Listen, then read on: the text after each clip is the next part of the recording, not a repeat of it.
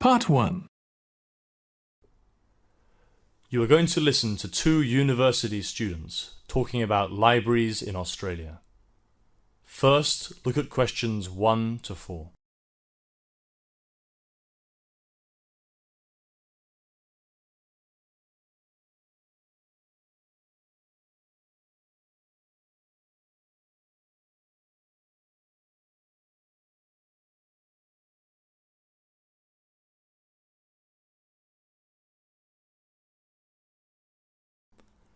Now listen carefully and answer questions 1 to 4. What's wrong? John, you look very serious. Oh, hi Marianne. I've just been given the assessment guide for law, my major, and there are lots of assignments. You'll be spending a lot of time in the library then. That's my problem. I don't know anything about libraries in Australia. Well, don't worry about that, John. Librarians here are really friendly, and most of them are extremely helpful. That's good to hear. My flatmates said I should join the local library. Do you think that I need to? Well, I think it'd be a good idea. They probably won't have many law books in the library, but you'll be surprised at what they do have. Australian libraries are generally very well resourced, and hey, if nothing else, you can get free internet access. Is it easy for international students to join? Yes, Lee Yun has just joined.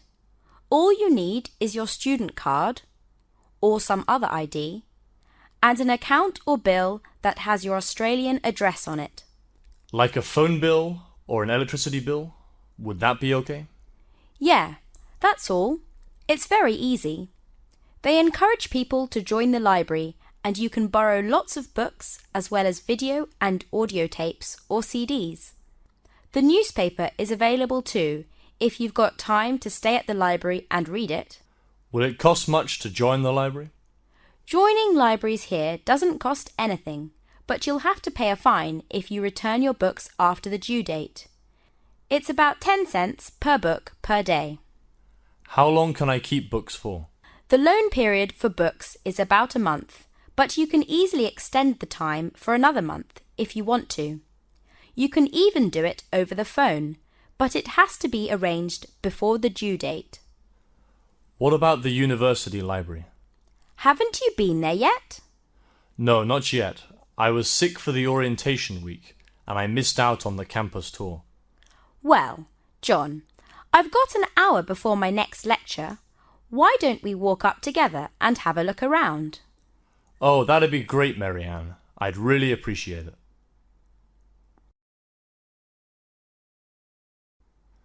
John and Marianne arrive at the main entrance to the university library. As you listen to the rest of the conversation, answer questions 5 to 10. Before the conversation continues, read questions 5 to 10.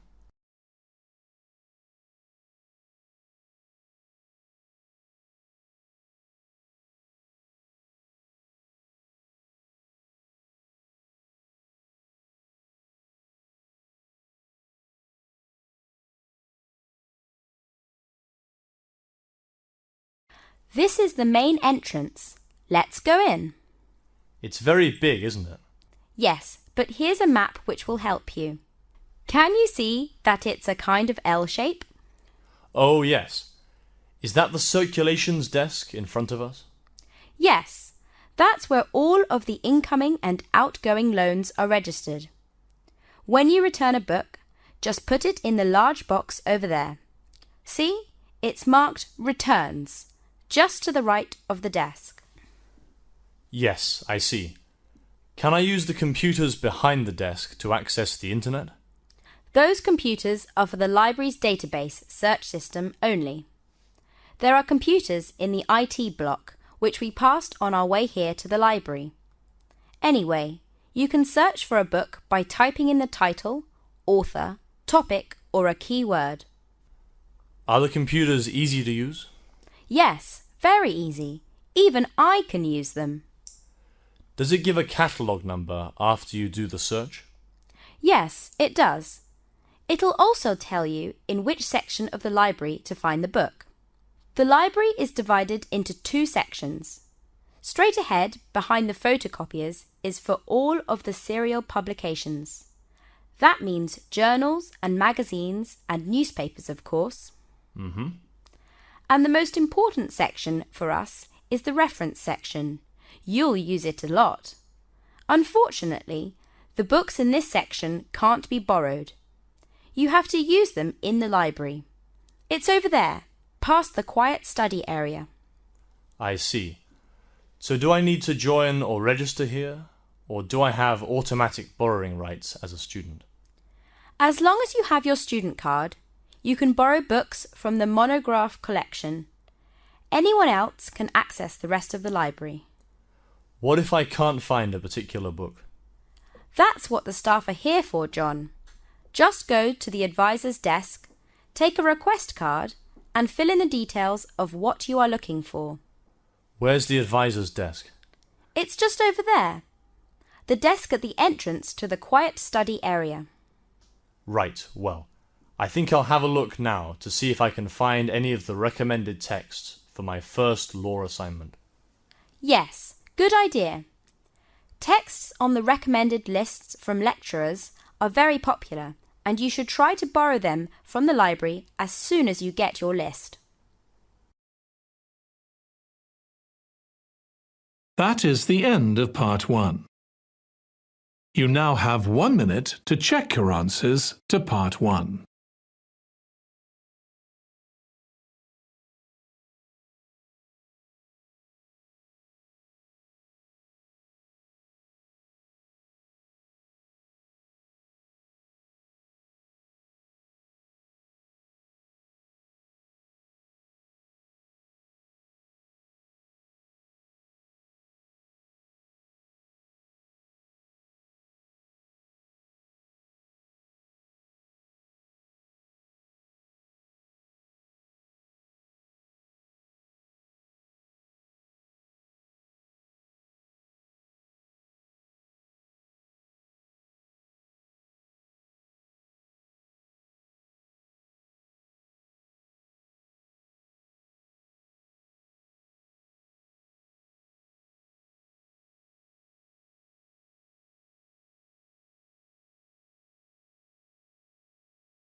Part 2. You will hear two students talking about a seminar paper that one of them is going to give. Before you start listening, you have 30 seconds to look at questions 11 to 15.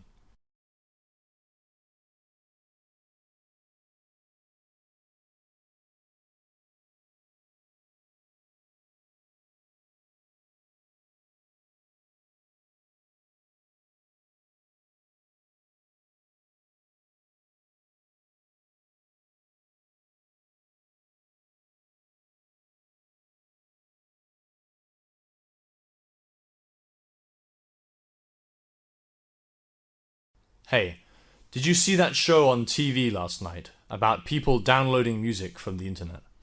No, I was busy with my research into students cheating at university. What do you mean by cheating? Plagiarism. What's that? Basically, it's when you use someone else's ideas or work and pretend it's your own work. There's nothing wrong with using other people's ideas or research, but you have to say where you got the ideas or information. There was a famous case last year of a university dean who had to resign when it came out that in a few books he'd written over 20 years ago, there were some instances of plagiarism. Oh yeah, I remember hearing about that. I thought they were being a bit tough on him. I mean, it was a long time ago. Well, it's a pretty serious thing to do in academic circles. It's intellectual theft. It's nothing new, but it seems to have become much more common recently. How can you tell? Oh, a few surveys have been done on it. One survey in the US found that back in 1969, 58% of school students let others copy their work, but this had risen to 97% in 1989. It's that bad, isn't it? Well, anyway, you know what school kids are like. Well, the trouble is, it doesn't stop there. They take their bad habits with them when they go on to uni.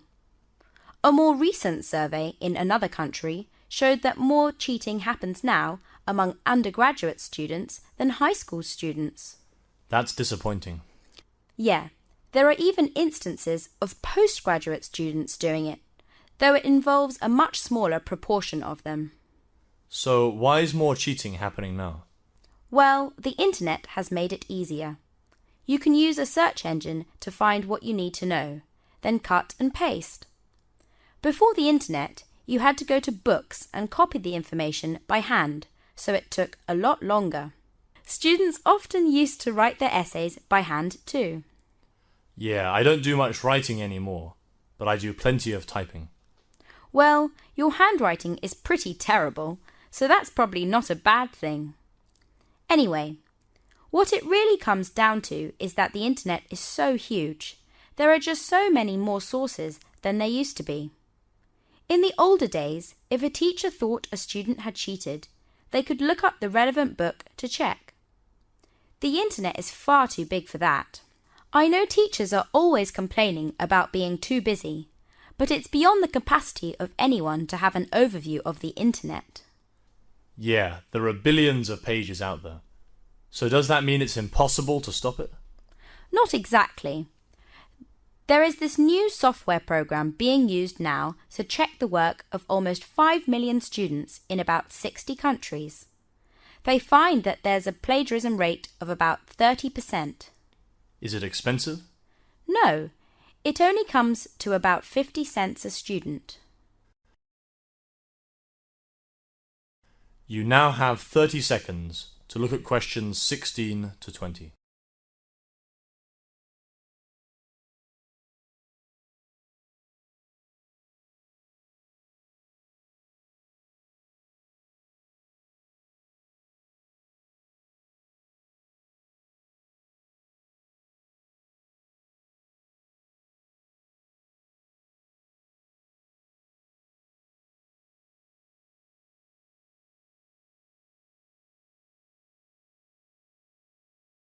So, how does this computer program work? Well, when a student hands in a paper, they also have to submit it electronically.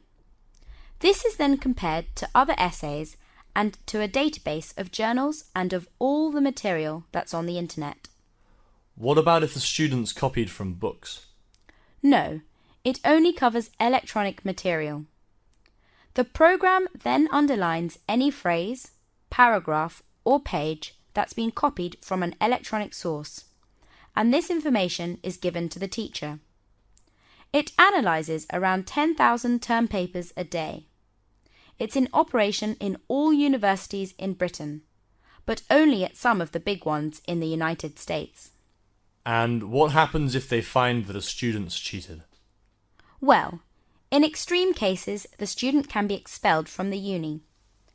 But expulsion can take a long time and give the uni bad publicity, so it doesn't happen much. An alternative is for the student to be failed for the whole course, but usually they just fail that paper. Yeah, I've never heard of anyone being expelled for cheating. Oh, it does happen, but you don't always hear about it. You know, the student involved's embarrassed, and the uni wants to protect its reputation. And what else can be done to reduce the amount of plagiarizing happening? Well, now some unis are putting less emphasis on papers done during term and going back to written exams, where there's much less chance of cheating. Oh, like those tests we used to do in high school. All that tension and watching the clock. Yeah. They thought about introducing oral exams, but they'd be too time-consuming and expensive for undergraduate courses. Generally, unis take the attitude that prevention's better than cure, so they explain to students what plagiarism is and how to avoid it. That's the long-term solution. Anyway, it's not always easy to show for sure that someone's committed plagiarism in an essay. Even with this new software? That's right.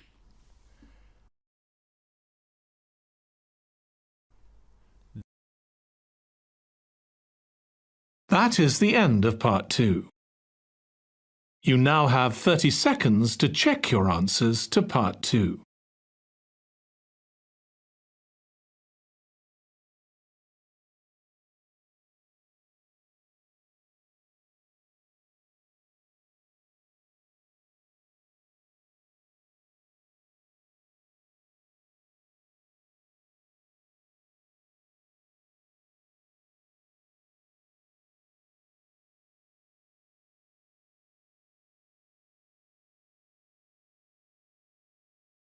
Part 3.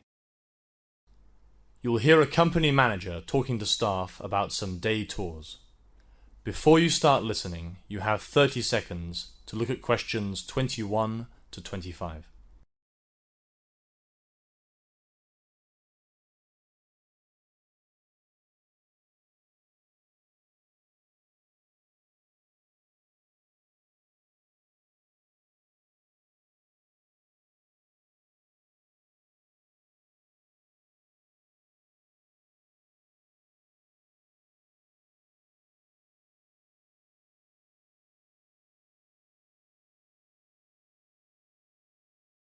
Good afternoon, everyone.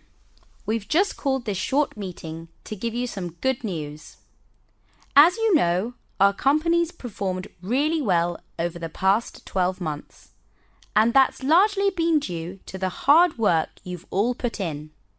So, at its last meeting, senior management decided to show its gratitude by giving you all a day off next Friday to go on a day trip paid for by the company. We want to give you a choice, so what I'd like to do now is to give you a brief overview of 3 tours, and then you can choose the one that you like best. Right, now first there's what we call the adventure tour, which is skydiving. Don't worry if you've never been skydiving before. You do it in tandem with experienced trainers, but it's definitely not for you if you're afraid of heights. Just one thing though. You'll need to wear long pants because it's pretty cold when you jump out of the plane. For that trip, we leave here at 10:30 in the morning to go out to the airfield. Oh, by the way, with all these tours, a minibus will pick you up at work in the morning and then bring you back here afterwards. The adventure tour gets back at 3:40. That's 20 to 4 in the afternoon. Next, we have the nature tour, which is for those who like the outdoors but prefer walking on the solid ground rather than falling through the sky a few kilometers up in the air. This is going to be a trip to the mountains and lakes.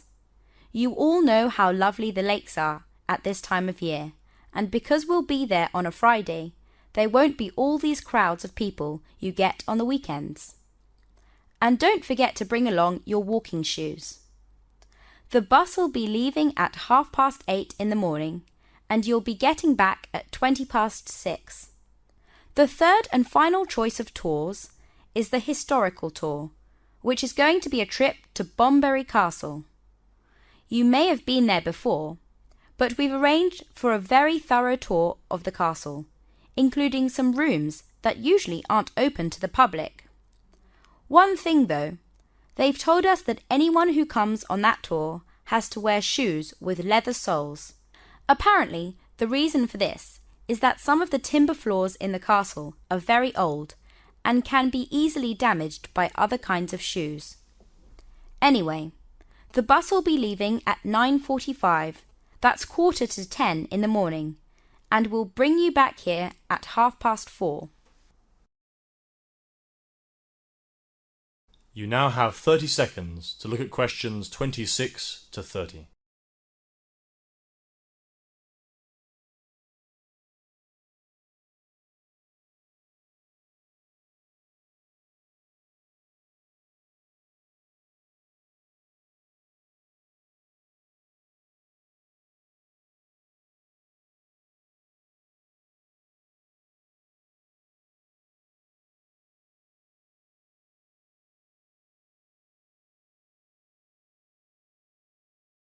Now, I'd like to tell you about a few things that are included in the tours.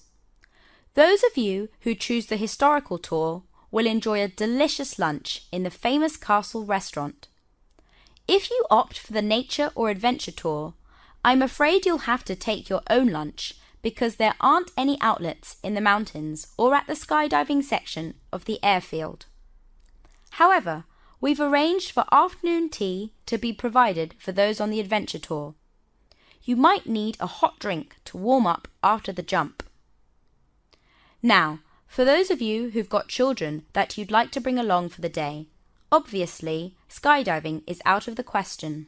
They might be thrilled by the idea of jumping out of a plane with you, but you've got to be 18 or older to do that. We checked with the organiser of the historical tour, and they said that children usually aren't interested in the historical buildings, but they have no objections provided that any children are accompanied by their parents. When we talked to the person who's in charge of the nature tour, she said that their insurance doesn't cover minors, so there's no kids allowed on the trip, unfortunately. However, it's quite all right if you want to bring along your partner to enjoy the fresh air with you. We thought it'd be nice to arrange for group photos to be taken on this special day out. In fact, if you're going on the adventure tour, they can video or photograph individuals while you're skydiving, but that's very costly, so there's one extra expense you'll have to pay for yourself if you want it. For those on the historical tour, the staff at the castle inform us that no photography is allowed on the premises. I think that might be because they prefer visitors to buy the postcards they sell in the souvenir shop. But if you're in the mountains on the nature tour, the guide's also a professional photographer, and she'll be taking a few pictures of the group, no doubt with breathtaking backgrounds. Anyway, that's all from me for the moment. I've got some brochures here you might like to have a look at, and now I'd be happy to take any of your questions.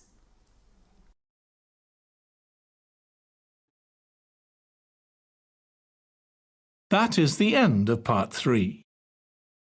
You now have 30 seconds to check your answers to part 3.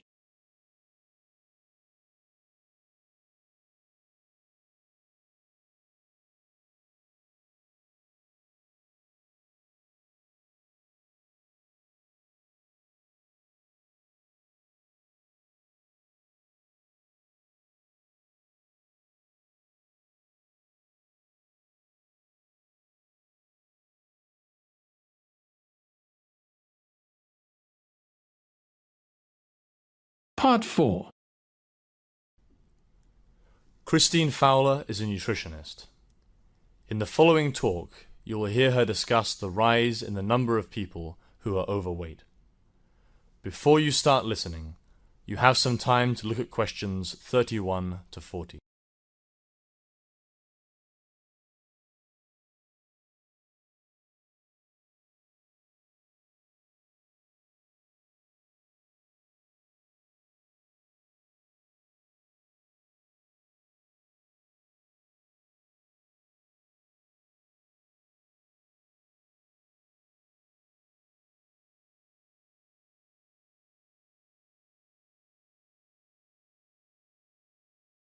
The past 20 years have witnessed a dramatic growth in the number of people in the Western world who are overweight. This byproduct of prosperity is so serious that it's become a major health issue. In England, 53% of adult women are overweight, while the figure for men is about 63%. Studies carried out in the 1980s showed much lower levels than this. And the problem gets worse the older people get.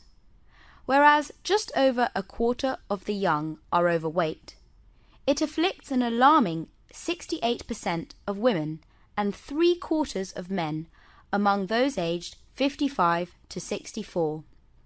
The overall increase in the weight of the average person is partially the result of changes in lifestyle, and it has serious consequences for individuals and society. A person's weight increases when their food intake is greater than their energy output. The body stores the extra energy in the form of fat, whereas many people today would prefer to be slim than to have a more rounded figure. Until fairly recently in human history, it was an advantage to have body fat. Before humans started to grow their own crops and domesticate animals, food supplies were far less reliable, and famine was an unavoidable part of life. When famine came along, those who had more body fat were more likely to overcome the difficult period than slim people. The thin ones would either die in the famine or their health would be affected and they would have fewer children. The ones who weren't underweight would then, in turn, be more likely to produce children who shared this tendency to gain weight when times were good. This genetic trait has been passed on through evolution, so that today many people have a natural tendency to gain weight. However, in the absence of recurrent famines, this is no longer such a good thing, particularly when you consider that people today do far less physical work than they used to. The easy availability of food with a high sugar and fat content, coupled with inadequate physical activity, lies at the root of the general increase in weight in the population. Most of those suffering from excess body weight would go a long way towards solving their problem if they regularly did moderately vigorous exercise. For instance, 30 minutes per day of swimming, cycling, or brisk walking. So what exactly is the problem if a person weighs more than they should? Firstly, this can put too much strain on the joints such as knees and ankles. The health consequences of having excess body fat depend on what part of the body the fat is found on. Fat on the abdominal area is often associated with diabetes and heart disease, whereas there's no apparent connection between those conditions and having fat on the thighs and hips. Being overweight can also give rise to problems apart from those of physical health. In childhood, even more so than later life, people need to feel that they belong. Children who are rejected and ostracized by their classmates because they are overweight and not fit may develop low self-esteem. Although scientists are still unsure why some people gain weight more easily than others, it's clear that the right food, together with regular exercise, is the only way to lose weight and not put it back on. To lose weight, a person should avoid certain foods, but also eat more fruit, vegetables, and cereal foods such as bread, pasta, and rice.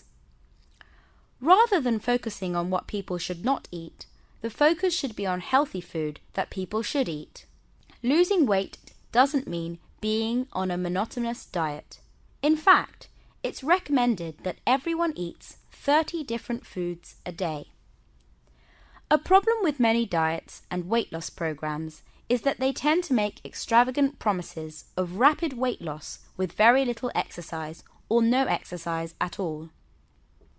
It is in fact not healthy to lose more than 1 kilo per month, but some losing weight at that rate run the risk of losing muscle, whereas a realistic, healthy weight loss program needs to include regular exercise.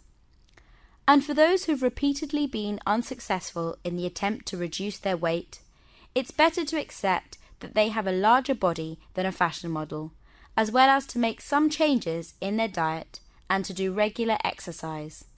They may not live longer, but at least they'll enjoy their time more. That is the end of part 4. You now have 1 minute to check your answers to part 4.